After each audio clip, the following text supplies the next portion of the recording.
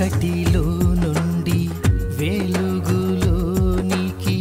నడిపించే సత్య జీవ మార్గం, ఇది సత్య జీవ మార్గం, సత్య జీవ మార్గం, ఇది సత్య జీవ మార్గం. మార్గం సత్యం జీవం, మార్గం సత్యం జీవం.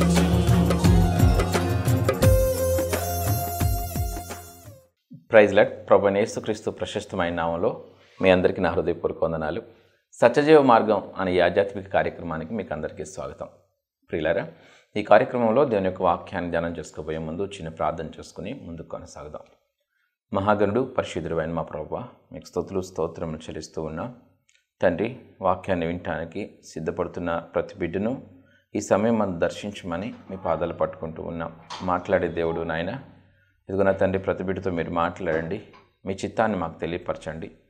అయా, మీ ఉద్దేశాలను మాకు నాయన తెలియపరచండి. నా ప్రభువా, మీ ఉద్దేశాలను మేము తెలుసుకుని వాటిని నా తండ్రి వెంబడించడానికి, వాటిని అవలంబించడానికి మాకు బుద్ధిని జ్ఞానమును అనుగ్రహించమని, మీ కృప మాకు తోడుగా ఉంచమని ప్రభువైన యేసు నామములో ప్రార్థించి వేడుకొంచున్నాను నా తండ్రి, ఆమేన్. ప్రియులారా, మరొకసారి మీ అందరికీ నా హృదయపూర్వక వందనాలు. నేటి వాక్య భాగంలో మనం ధ్యానం చేసుకుంటున్న అంశం గృహ కూడికల ప్రాముఖ్యత. గృహ కూడికల ప్రాముఖ్యత. సో గృహ కూడిక అంటే మనం తెలుసుకోబోయే ముందు ఎన్నో రకాల కూడికలు, స్త్రీల కూడిక, మరి సిద్ధపాటు కూడిక, మరి రకరకాల కూడికలను మనము ప్రార్థనా సమావేశాలని మందిరాల్లో ఏర్పాటు చేసుకుంటాం. సో రకరకాల ప్రార్థనా సమావేశాలను ఏర్పాటు చేసుకుని ఆయా అంశాల వారీగా వాక్యాన్ని ధ్యానం చేసుకోవడం కానీ ప్రార్థన చేయడం కానీ చేస్తూ ఉంటాం. అయితే మరి గృహంలో ఎవరి గృహంలో వారు ఒక కూడికను ఏర్పాటు చేసుకుని సేవకుని సంఘాన్ని పిలిచి మరి ప్రార్థనా సమావేశాన్ని గృహాల్లో ఏర్పాటు చేసుకోవడం చాలా ప్రాముఖ్యం. సో ఈ యొక్క కూడికలని గృహ కూడికలు అంటారు. అందరికీ తెలిసిన విషయమే, అయినా మరొకసారి జ్ఞాపకం చేసుకోవడానికి ప్రయత్నం చేద్దాం.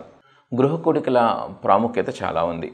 సో గృహ కూడికల వలన ఆయా గృహాలకి లాభం కలుగుతుంది. అంత మాత్రమే కాక పరిసర కుటుంబాలకు, మరి చుట్టుప్రక్కలున్న ఇరుగు పొరుగు కుటుంబాలకి కూడా మేలు జరుగుతుంది. కాబట్టి మనం రక్షింపబడ్డ మనం ఇతరులను రక్షించాల్సిన ఆవశ్యకత కూడా ఉంది. కాబట్టి ఈ విషయాలన్నిటిని బట్టి గృహ కూడికలు ప్రత్యేకమైనవని, ప్రాముఖ్యమైనవని, అవి మనకి మేలు చేసేవని మనం గ్రహించినట్లయితే ఖచ్చితంగా మనం ఆసక్తితో ఆ యొక్క కూడికలను ఏర్పాటు చేసుకుంటూ ఉంటాం. మీరు విశ్వాసిగా ఉంటున్నారు.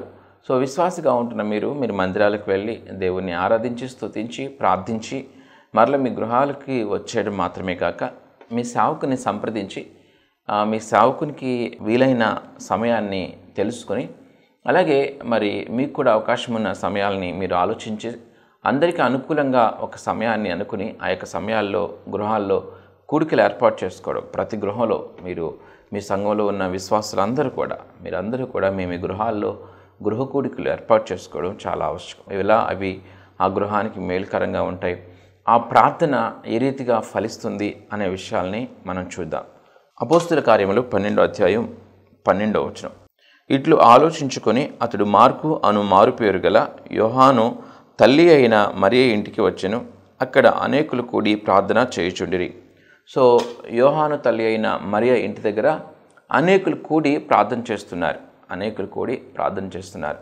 ఎందుకు ప్రార్థన చేస్తున్నారు అని మనం ఆలోచించేస్తే, ఒక పర్పస్ కోసం, ఒక గురి కలిగి, ఒక పని నిమిత్తం వారు ప్రార్థన చేస్తున్నారు. సో ప్రార్థన చేయటానికి గృహ కూడికలు చాలా అనువుగా ఉంటాయి. ఒక గృహానికి విశ్వాసుల సమూహం వచ్చి ప్రార్థన చేయడానికి గృహాలు మరి అనువుగా ఉంటాయి. ఈ గృహ కూడికలు అనుకూలంగా ఉంటాయి. సో ఇక్కడ ఒక గృహంలో యోహాను తల్లి అయిన మరియ అనే ఒక స్త్రీ గృహంలో వీరందరూ కూడా సమాజంగా, సంఘముగా కూడుకొని ప్రార్థన చేస్తున్నారు ఒక అంశం నిమిత్తం. సో ఏంటి ఆ అంశం అంటే, మనందరికీ సుపరిచితమైన అంశం. పేతురుని చెరసాల్లో పెట్టారు. పేతురు యొక్క విడుదల కొరకు, పేతురు ఆ యొక్క హేరోదు దగ్గర నుంచి విడుదల పొందాలి అని, ఆ భయంకరమైన సమస్య నుంచి బయటపడాలి అన్న ఉద్దేశంతో సంఘమంతా కలిసి పేతురు విడుదల కొరకు ప్రార్థన చేస్తూ ఉన్నారు. పేతురు విడుదల కొరకు వీరు ప్రార్థన చేయడానికి కారణం ఏంటంటే చాలా భయంకరమైన రోజులవి. అప్పటికే యాకోబుని చంపేశారు. యాకోబుని ఖడ్గం చేత హేరోదు చంపించాడు. ఈ అపోస్తుల కార్యములు 12వ అధ్యాయం మొదటి నుంచి మనం చదివినట్లయితే ఆ యొక్క పరిస్థితి ఎంత దారుణంగా ఉంటుందో మనకు అర్థమవుతుంది. ఇప్పుడు మనం చాలా సంతోషంగా, చాలా సుఖంగా, చాలా సౌకర్యంగా మనం మందిరాలకు వెళ్తున్నాం, చర్చెస్కి వెళ్తున్నాం. వెళ్ళి చక్కగా పాటలు పాడి దేవుని స్తుతించి వాక్యాన్ని ధ్యానం చేసి ప్రార్థించి వస్తున్నాం. మనల్ని కొట్టేవాళ్ళు కానీ, మనల్ని హింసించేవాళ్ళు కానీ, మనల్ని చెరసాల్లో పెట్టేవారు కానీ, మనల్ని చంపేసేవాళ్ళు కానీ లేరు. చాలా క్షేమకరంగా మనం వెళ్ళి ప్రభువుని ఆరాధించుకుని వస్తున్నాం. ఆ రోజుల్లో అలాంటి పరిస్థితులు లేవు. ఎక్కడైనా క్రీస్తు పేరిట ఎవరైనా సమూహంగా కూడారంటే వారిని శిక్షించేవారు, వారిని హింసించేవారు, వారి కొరడాలతో కొట్టేవారు, వారిని చెరసాల్లో పెట్టేవారు. అంత భయంకరంగా ఆ హేరోదు రాజు కానీ, అప్పుడు రాజుల కాలంలో కానీ ఆ రీతిగా ఉంటూ ఉండేది. సో అలాంటి భయంకరమైన రోజుల్లోనే భక్తులు యేసుక్రీస్తు యొక్క విలువను, ఆయన యొక్క దైవత్వాన్ని తెలుసుకున్న బిడ్డలు ఎంతగానో మరి ప్రభువుని ఆసక్తితో వెంబడించినట్లుగా, ప్రార్థించినట్లుగా మనం చూస్తూ ఉన్నాం. సో ఈ సమూహానికి కాపరిగా ఉన్న యాకోబుని అప్పటికే మరి ఖడ్గం చేత చంపారు. ఆ తరువాత బాధ్యతను తీసుకుని పేతురు నడిపిస్తూ ఉన్నాడు. ఇప్పుడు పేతురును కూడా బంధించి చెరసాల్లో వేశారు. ఆ పేతురు కోసం సంఘం ప్రార్థించే ఆ సందర్భాన్ని మనం చూసాం. సో ఆ యొక్క విషయాన్ని కొంచెం వివరంగా తెలుసుకోవడానికి ప్రయత్నం చేద్దాం. 12వ అధ్యాయం మొదటి వచనం నుంచి చదువుదాం. దాదాపు అదే కాలమందు రాజైన హేరోదు సంఘపు వారిలో కొందరిని బాధపెట్టుటకు బలాత్కారంగా పట్టుకుని యోహాను సహోదరుడైన యాకోబును ఖడ్గంతో చంపించెను. ఇది యూదులకు ఇష్టమైన కార్యమని తెలుసుకుని పేతురును కూడా పట్టుకునిను. ఆ దినములు పులియని రొట్టెల పండుగ దినములు. అతనిని పట్టుకుని చెరసాలలో వేయించి పస్కా పండుగ అయిన పిమ్మట ప్రజల యొద్దకు అతన్ని తేవాలని ఉద్దేశించి అతనికి కావలియుండుటకు 4 చతుష్టయముల సైనికులకు అతనిని అప్పగించెను. పేతురు చెరసాలలో ఉంచబడిను. సంఘమైతే అతని కొరకు అత్యాసక్తితో దేవునికి ప్రార్థన చేయుచుండెను. సంఘమైతే అతని కొరకు అత్యాసక్తితో ప్రార్థన చేయుచుండెను. సో ఆసక్తితో చేసే ప్రార్థన కార్యం చేస్తుంది, అద్భుతం చేస్తుంది. ఇక్కడ పేతురుని చెరసాలలో వేసినప్పుడు సంఘం ఒక గృహంలో కూడి ఆ అంశం కోసం ప్రార్థించినప్పుడు మరి దేవుడు అద్భుతమైన కార్యాన్ని చేశాడు. తన దూతను అపాయింట్ చేసి ఆ యొక్క పేతుర్ని ఆ చెరసాలలో నుంచి ఆశ్చర్యమైన రీతిలో 16 మంది సైనికుల మధ్యలో నుంచి ఆశ్చర్యమైన రీతిలో పేతుర్ని విడిపించాడు. ప్రియులారా, దేవునికి అసాధ్యమైనది ఏది లేదు. దేవునికి సమస్తం సాధ్యమే. సో మరొక ఆ వాక్య భాగంలో మనం చూడొచ్చు, భూమి మీద ఇద్దరు ఏకీభవించి ప్రార్థిస్తే వారు ఏకీభవించిన విషయం నిమిత్తం దేవుడు కార్యం చేస్తాడు అని మనం తెలుసుకుంటూ ఉన్నాం. అనగా ఏదైనా ఒక అంశం నిమిత్తం, ఏదైనా ఒక పని నిమిత్తం ఇద్దరు ఏకీభవించి ప్రార్థిస్తే వారి యొక్క మనవులు ప్రభువు ఆలకించి వారి యొక్క అవసరతలను దేవుడు తీరుస్తాడు. కాబట్టి గృహ అవసరతలు చాలా ఉంటాయి. పర్పస్ఫుల్ ప్రేయర్ మనం చేయాల్సిన అవసరత ఉంది. గురి కలిగిన ప్రార్థన, ఒక అంశం కొరకు మనం ప్రార్థన చేసి పొందుకునే వారంగా ఉండాలి. హన్న గురి కలిగిన ప్రార్థన చేసింది. బిడ్డ కావాలని ఏడ్చింది, దుఃఖించింది, రోధించింది, మూల్గింది. కొన్ని సంవత్సరాల్లో ప్రభువు అద్భుతమైన రీతిలో తనకి బిడ్డను అనుగ్రహించాడు. అలాగే మరి రకరకాల భక్తులు, యెహోషువ గురి కలిగి ఆయా అంశాల నిమిత్తం ప్రార్థన చేశాడు, పొందుకున్నాడు. మరి గిద్యోను చాలా చక్కటి గురి కలిగి ప్రార్థన చేసి పొందుకున్నాడు. సో మనకి చాలా అవసరతలు ఉంటాయి. మన ఆర్థికపరమైన అవసరతలు కానీ, ఆరోగ్యపరమైన అవసరతలు కానీ, ఏమండి మరి కుటుంబపరమైన ఐక్యత కొరకు కానివ్వండి, లేకపోతే మన బిడ్డల చదువు నిమిత్తం, అలాగే మన బిడ్డల భక్తి జీవితం నిమిత్తం, మన బిడ్డల ఉద్యోగాల నిమిత్తం, వివాహాల నిమిత్తం, కుటుంబంలో ఉన్న అవసరాల నిమిత్తం ప్రార్థన చేసుకోవాల్సిన ఆవశ్యకత లేదా? ఖచ్చితంగా ప్రార్థన చేసుకోవాలి కదా, ఖచ్చితంగా ప్రభువుని అడగాలి కదా. ఆసక్తితో ప్రార్థిస్తే, ఇక్కడ దేవుడు పేతుర్ని విడిపించినప్పుడు ఆసక్తితో ప్రార్థిస్తే హన్నాకి దేవుడు బిడ్డలనిచ్చినప్పుడు, ఆసక్తితో ప్రార్థిస్తే యెహోషువతో దేవుడు మాట్లాడినప్పుడు, మనం ఆసక్తితో ప్రార్థిస్తే ఎందుకు మన కుటుంబ అవసరతలు దేవుడు తీర్చడు? ఖచ్చితంగా దేవుడు మన కుటుంబ అవసరతలు తీరుస్తాడు. సో మన కుటుంబ అవసరతలు తీర్చడం కోసం సంఘం యొక్క సహాయం మనం కోరడం, సంఘాన్ని మన గృహానికి ఆహ్వానించుకోవడం, సేవకుని సంఘాన్ని మన గృహానికి ఆహ్వానించి మన గృహంలో వారు ప్రార్థించే రీతిగా మనం ఆసక్తి కలిగి అలాంటి కూడికలు ఏర్పాటు చేసుకోవడం మన కుటుంబాలకి క్షేమకరం కాదా? ఖచ్చితంగా ప్రతి గృహంలో కూడా గృహ కూడిక జరుగుతూ ఉండాలి. చాలామంది వారి యొక్క బిజీ లైఫ్ను బట్టి, వారి యొక్క పరుగులు ఉరుకులను బట్టి, వారికి తీరిక లేని ఆ యొక్క సమయాలను బట్టి, వారి గృహాలలో అవకాశం లేదని, ఆ ప్లేస్ స్థలం సరిపడా లేదని వారు గృహ కూడికలను పెట్టుకోవడానికి వెనుకడుగు వేస్తూ ఉంటారు. మాకెక్కడ కుదురుతుంది గృహ కూడిక పెట్టుకోవడం, అదే సంఘానంతటిని పిలిస్తే ఏదో ఒకటి పెట్టాలి కదా, మరి పెట్టడానికి మాకు అంత ఆర్థిక స్తోమత ఎక్కడుంది, మరి సేవకునికి ఎంతో కొంత కానుక ఇచ్చుకోవాలి కదా, కానుక ఇచ్చుకోవడానికి మాకు అంత ఆర్థిక స్తోమత ఎక్కడుంది అని వెనకడుగు వేస్తూ ఉంటారు. సో సేవకులు కూడా మీకు సహకరిస్తారు. మీరు సేవకునికి కానుక ఇచ్చుకోలేకపోయినా పర్వాలేదు, అలాగే వచ్చిన విశ్వాసులకి ఏమీ పెట్టుకోలేకపోయినా పర్వాలేదు, అది పెట్టుకోవాల్సి వస్తుంది అని చెప్పి గృహ కూడికలు మానొద్దు. మీరు సేవకునితో సంప్రదించండి, మీ సంఘ కాపురులతో మీరు సంప్రదించండి. అయ్యా, నా గృహంలో గృహ కూడిక పెట్టుకోవాలనుకుంటున్నాను, కానీ నా పరిస్థితి ఇది అని చెప్పుకోండి. ఏ ఏర్పాట్లు చేసుకోవద్దండి. సేవకులు కూడా ఆ రీతిగా ప్రోత్సాహపరచాలి సంఘాన్ని. సేవకులు కూడా, కాపురులు కూడా ఆ విశ్వాసుల్ని ఆ రీతిగా ప్రోత్సాహపరచాలి. గృహ కూడికలు ఒకరు పెట్టుకుంటే వారు కలిగి ఉన్న సాహతుని బట్టి, స్తోమతను బట్టి వారు చక్కటి ఏర్పాట్లు చేయొచ్చు. కానీ అలా చేసిన దాన్ని వేరొకరు చూసి అలాగే చేసుకోవాలి అని అనుకోవడం పొరపాటు. ఒకరికి పెట్టుకునే స్తోమత ఉంటుంది, అలా పెట్టలేని స్తోమత మరొకరికి ఉంటుంది. కాబట్టి ఎవరు కూడా దాన్ని ఉద్దేశించి గృహ కూడికల్ని నిర్లక్ష్యం చేయకూడదు. గృహ కూడికలు ఏర్పాటు చేసుకుని పరిశుద్ధులు వచ్చి, విశ్వాసులు వచ్చి ఆ గృహంలో ఏకీభవించి ఆ గృహ అవసరతల కోసం ప్రార్థన చేస్తే దేవుడు అద్భుతాలు ఆ గృహంలో చూడగలుగుతారు. ఏమండి, ఖచ్చితంగా ఆ గృహంలో వాక్యం ఎత్తబడుతూ ఉంటుంది. ఆ గృహంలో ఒకవేళ భర్త మందిరానికి రాని వ్యక్తి అయితే, బిడ్డలు మందిరానికి రాలేని వ్యక్తులు అయితే, అలాగే ఎవరైనా బంధువులు, తోబుట్టువులు ఉంటే ఆ బంధువుల్ని, తోబుట్టువుల్ని పిలుచుకొని ఆ భర్తను, బిడ్డలను కూడా మరి ఈరోజు మన గృహంలో ప్రార్థన ఉంది, మీరు ఉండండి అని చెప్పి వారిని ఉంచి మీరు గృహ కూడిక ఏర్పాటు చేసుకోవడం ద్వారా, సేవకుడు అక్కడ వాక్యాన్ని విత్తడం ద్వారా ఏమండి వారికి దేవుని మాటలు అందుతాయండి.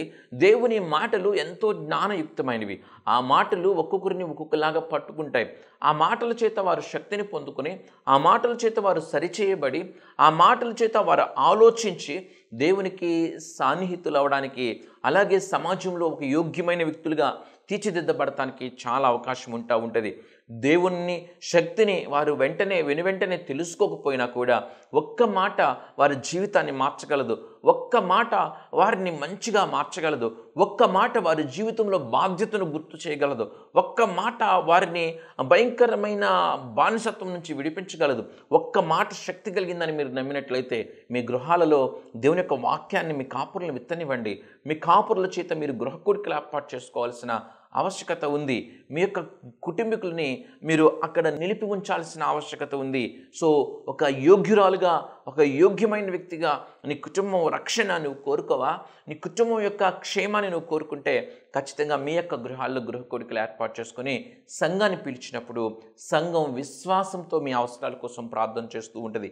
మీరు రోగులైతే, మీరు వ్యాధులతో బాధపడుతూ ఉంటే సంఘాన్ని పిలిచి, ఇదిగో నాకు ఫలానా వ్యాధితో, అనారోగ్యంతో నేను బాధపడుతున్నాను, నేను చాలా ఇబ్బంది పడుతున్నాను, యాతన పడుతున్నాను, దయచేసి సంఘముగా వచ్చి నా కుటుంబంలో నా కొరకు ప్రార్థన చేయండి అని మీరు కాపరిని, సంఘాన్ని కోరినప్పుడు ఆ సంఘము, ఆ కాపరి మీ గృహాల్లో అడుగుపెట్టి వారు ప్రార్థించి మీ కొరకు రోధించినప్పుడు వచ్చిన వారిలో ఆ 40 మందిలోనో, లేకపోతే ఆ 30 మందిలోనో, లేకపోతే ఆ 15 మందిలోనో, లేకపోతే ఆ 100 మందిలోనో ఒక్క ఇద్దరు నీకోసం ఆసక్తితో ప్రార్థన చేస్తే దేవుడిని కార్యం చేస్తాడు. నువ్వు ప్రార్థన చేసుకుంటే కార్యం జరగదా? ఖచ్చితంగా నువ్వు ప్రార్థన చేసుకున్న దేవుడు ఆలకిస్తాడు. కానీ గృహ కూడికలు కూడా ప్రత్యేకమైనవని. సో గృహ కూడికల ద్వారా ఇద్దరు ఆసక్తిగా, విశ్వాసంతో ప్రార్థన చేస్తే దేవుడు మన జీవితాల్లో మేలు చేస్తాడనే అనేక ఉదాహరణలు దేవుని యొక్క వాక్యంలో మనకు కనిపిస్తూ ఉంటాయి ప్రియులారా. అలాగే మీరు ప్రార్థించేవి, మీరు అడిగేవి మీరు పొంది ఉన్నారని మీరు నమ్మిన ఎడల అవి మీకు అనుగ్రహింపబడును అని మత్తయి సువార్తలో రాయబడి ఉంది. మనం ప్రార్థించేవి మనం పొందుకున్నామని మనం నమ్మిన ఎడల మనం ఆ యొక్క కార్యాలని మన జీవితంలో చూడగలుగుతాం. అలాంటి విశ్వాసం వచ్చిన సమూహంలో ఒక్కరికి ఉన్నా చాలు. ఒక్కరు ఇదిగో నేను ఈ వ్యక్తి కోసం, ఈ బిడ్డ కోసం నేను ప్రార్థన చేస్తున్నాను, ఈ ప్రార్థన దేవుడు ఆలకిస్తాడు, దేవుడు ఆలకించి ఈ స్త్రీకి మేలు చేస్తాడు అని వచ్చిన సంఘంలో ఒక్క విశ్వాసకి ఆ దృఢమైన విశ్వాసం ఉన్నా కూడా ఆ బిడ్డ విశ్వాసాన్ని బట్టి దేవుడు కార్యం చేస్తాడండి. అంతేకాక నీతిమంతుల ప్రార్థన కూడా దేవుడు ఆలకిస్తానని చెప్పాడు. నీతిమంతుల ప్రార్థన యాకోబు పత్రిక 5వ అధ్యాయం 13వ వచనం మనం చూసినట్లయితే, మీలో ఎవరికైనాను శ్రమ సంభవించినా అతడు ప్రార్థన చేయవలెను, ఎవరికైనాను సంతోషం కలిగినా అతడు కీర్తనలు పాడవలెను, మీలో ఎవడైనాను రోగి అయి ఉన్నాడా అతడు సంఘపు పెద్దలను పిలిపింపవలెను, వారు ప్రభువు నామమున అతనికి నూనె రాసి అతని కొరకు ప్రార్థన చేయవలెను. విశ్వాస సహితమైన ప్రార్థన ఆ రోగిని స్వస్థపరచును, ప్రభువు అతన్ని లేపును, అతడు పాపములు చేసిన వాడైతే పాప క్షమాపణ నొందును. విశ్వాస సహితమైన ప్రార్థన ఏమండి, సంఘపు వ్యక్తులను పిలిపించి, కాపర్ని పిలిపించి మన ప్రార్థనా సమావేశాన్ని ఏర్పాటు చేసుకుంటే వారు మన కొరకు ప్రార్థన చేసినప్పుడు, మన వ్యాధి బాధల కొరకు ప్రార్థన చేసినప్పుడు ప్రభువు స్వస్థపరుస్తానంటున్నాడు. విశ్వాస సహితమైన ప్రార్థన ఆ రోగిని స్వస్థపరుస్తుంది. వచ్చిన 40 మందిలో విశ్వాసం కలిగిన వారు ఒక్కరుంటే చాలు, ఇద్దరుంటే చాలు, వారి విశ్వాస సహితమైన ప్రార్థనను బట్టి కార్యం జరుగుద్ది. ఇప్పుడు ఖచ్చితంగా సంఘం వచ్చి మన గృహంలో ప్రార్థిస్తే, విశ్వాసుల సమూహం వచ్చి మన గృహంలో ప్రార్థిస్తే మనకి మేలు కలుగుతుందా లేదా? ఖచ్చితంగా మేలు కలుగుతుంది. అంతేకాక మీ పాపములను ఒకరితో ఒకరిని ఒప్పుకొనుడి, మీరు స్వస్థత పొందినట్లు ఒకరి కొరకు ఒకడు ప్రార్థన చేయడి. నీతిమంతుని విజ్ఞాపన మనఃపూర్వకమైనదై బహుబలము గలదై ఉండును. నీతిమంతుని విజ్ఞాపన అని రాయబడింది. నీతిమంతుని విజ్ఞాపన మనఃపూర్వకమైనదై బహుబలము గలదై ఉండునంట.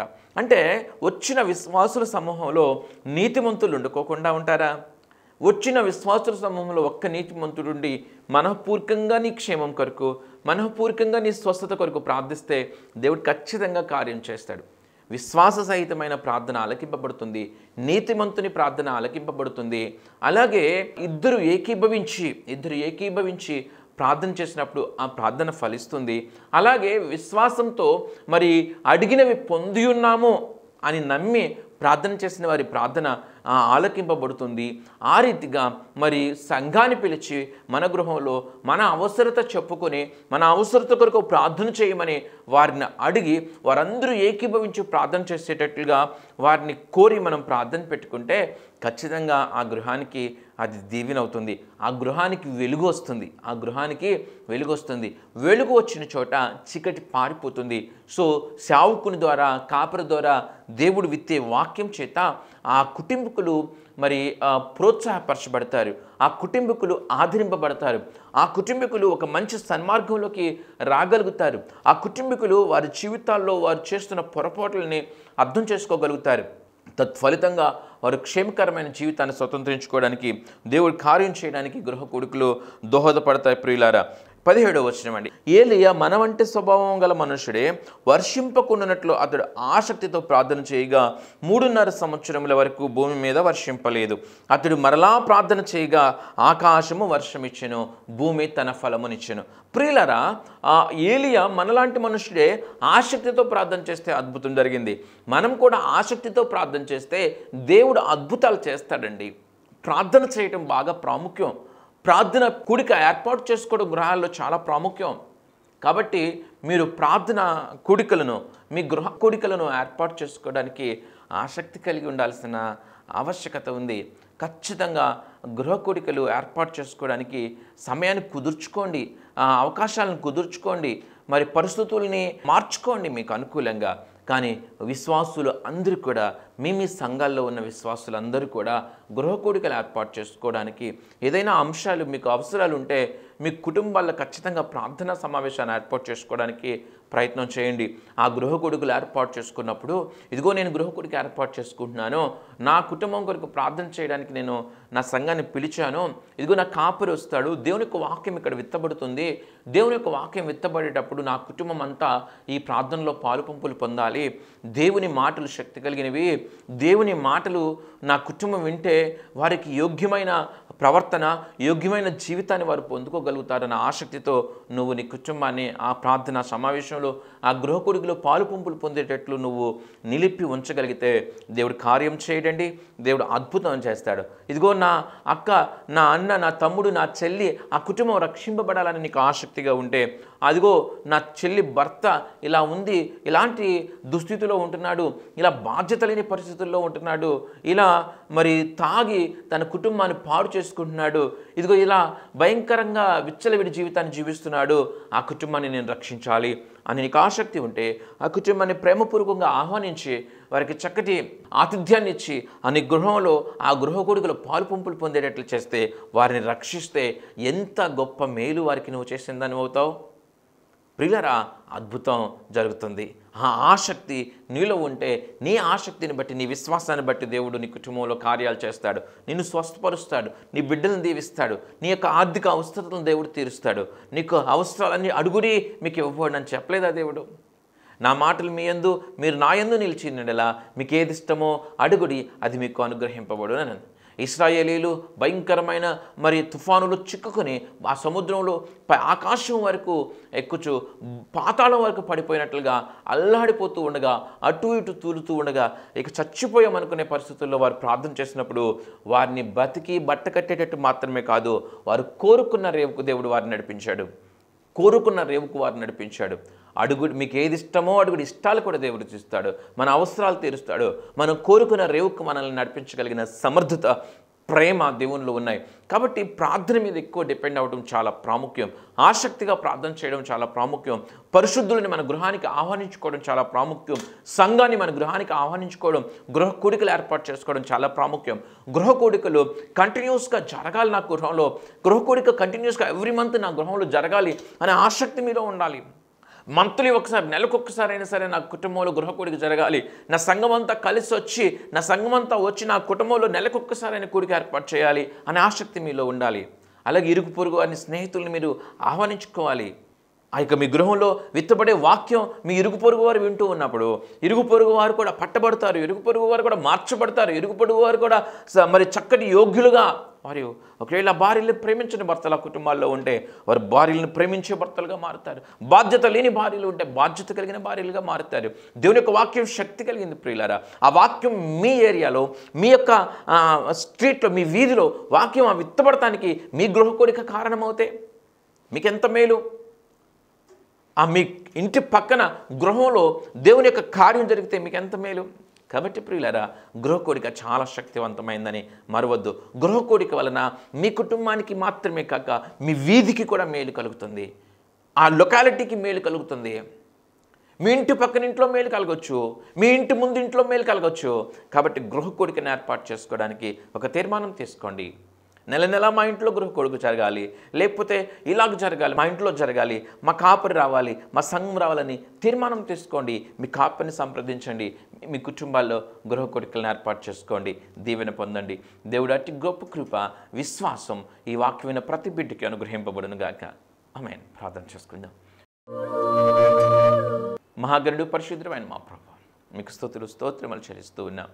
ఆయా గృహకూడికల గురించి మీరు ఈరోజు మాట్లాడినందుకు మీకు వందనాలు నాయనా. బిడ్డలు అర్థం చేసుకుని ఇదిగో విశ్వసించి అయా వారి వారి కుటుంబాల్లో, వారి వారి గృహాల్లో గృహకూడికలు ఏర్పాటు చేసుకోవడానికి వారి వారి కాపరులను, వారి సంఘాన్ని ఆహ్వానించిన ఆయన విశ్వాసంతో వారి అవసరాల కోసం ప్రార్థన చేసుకోవడానికి మీరు గొప్ప కార్యం చేయమని, అయా వారికి మంచి మనసునివ్వమని, మీ కృప వారికి తోడుగా ఉంచమని ప్రభువును ప్రియరక్షకుడైన యేసుక్రీస్తు ప్రశస్తమైన నామములో ప్రార్థించి వేడుకొంచున్నాము నా తండ్రి. ఆమేన్. దేవుడు మనందరినీ దీవించి ఆశీర్వదించును గాక. ఆమేన్. ప్రియులారా, ఈ వర్తమానాలన్నీ జోసెఫ్ సుశీల్ అనే యూట్యూబ్ ఛానల్లో అప్లోడ్ చేయబడుతున్నాయి. కాబట్టి ఖచ్చితంగా యూట్యూబ్ ఛానల్ని సందర్శించండి. యూట్యూబ్ ఛానల్లో జోసెఫ్ సుశీల్ అని మీరు టైప్ చేస్తే ఆ ఛానల్ వస్తుంది. మరి ఇతర వర్తమానాలను కూడా ఖచ్చితంగా వినండి. అలాగే ఈ వర్తమానాలు ప్రవచన్ టెలివిజన్లో ప్రతి ఆదివారం ఉదయం 7:30కి, సాయంత్రం 7:30కి ప్రసారం అవుతూ ఉన్నాయి. ఖచ్చితంగా వాటిని కూడా వీక్షించమని మీకు మనవి చేస్తూ ఉన్నాను. దేవుడి ప్రకటన దీవించును గాక. ఆమేన్. ప్రియమైన సహోదరి సహోదరులారా, మీకు నా హృదయపూర్వక వందనాలు తెలియచేస్తున్నాను. మీ ఆత్మీయ జీవితం ఎలా ఉంది? ఈ జీవన పయనంలో ఎదురయ్యే శోధనలలో విజయం పొందుకుంటున్నారా? మంచిది. మనం శోధనలను సహించి విజయం పొందటం ద్వారా మన పరలోకపు తండ్రి ఎంతో సంతోషిస్తారు. ప్రార్థనకు, వాక్య ధ్యానానికి, పాటలతో ప్రభువును స్తుతించటానికి నీవు ఖచ్చితంగా ప్రతిరోజు సమయం కేటాయించాలి. అప్పుడే నీవు లోకంలో ఉంటూనే నిష్కలంకంగా జీవించగలవు. చెట్టు మంచిదైతే విత్తు మంచిదవుతుంది. యథా రాజా తదా ప్రజ. మంచి కాపరిని కలిగిన మందలు ధన్యమైనవి. చిన్న కుటుంబం చింతలు లేని కుటుంబం. పెద్ద సంఘం కావాలి అని కాదు, మంచి సంఘం కావాలి అనుకోవాలి. అట్టహాసాలకి, ఆడంబరాలకి, ఆటపాటలకి ఆకర్షితులు కాక ప్రభువుకు సంపూర్ణ విధేయత చూపిస్తూ మంచి నడవడిక, మంచి సాక్షి జీవితం, మంద పట్ల బాధ్యత కలిగిన కాపరిని ఎంచుకోవాలి. ఆ సంఘంతోనూ, ఆ సేవకునితోనూ, తద్వారా ప్రభువుతో అంటుకట్టబడి ఉండాలి. మీ కష్టార్జితం, మీ దశమ భాగాలు మీరు సంతోషంగా దేవునికి కానుక ఇవ్వాలనుకున్నప్పుడు వాటిలో శ్రేష్టమైనవి, అత్యధికమైనవి మీ సంఘ కాపరికి మాత్రమే ఇవ్వాలి. మంద కాచేవాడు మంద పాలుకి అర్హుడు. ఎక్కడో ఉండే టీవీ వర్తమానికుడు ఎంతవరకు నీ మంచి చెడ్డ పట్టించుకోగలడు? ఎంతవరకు నీ యోగక్షేమాలు పట్టించుకోగలడు? నీ కన్నీరు చూడగలిగేది, నిన్ను పట్టించుకోగలిగేది, నీవు ఆశీర్వదింపబడితే సంతోషించేది నీ సంఘ కాపరి మాత్రమే. నీ సంఘ కాపరిని సంతోషపరచు, ఘనపరచు. ఆయన కంటనీరు రాకుండా చూసుకోవాలనే కోరిక నీవు కలిగి ఉంటే ప్రభువు సమస్తం చూస్తూ ఉన్నాడు. ప్రభు సేవలో మీ జోసెఫ్ సుశీల్.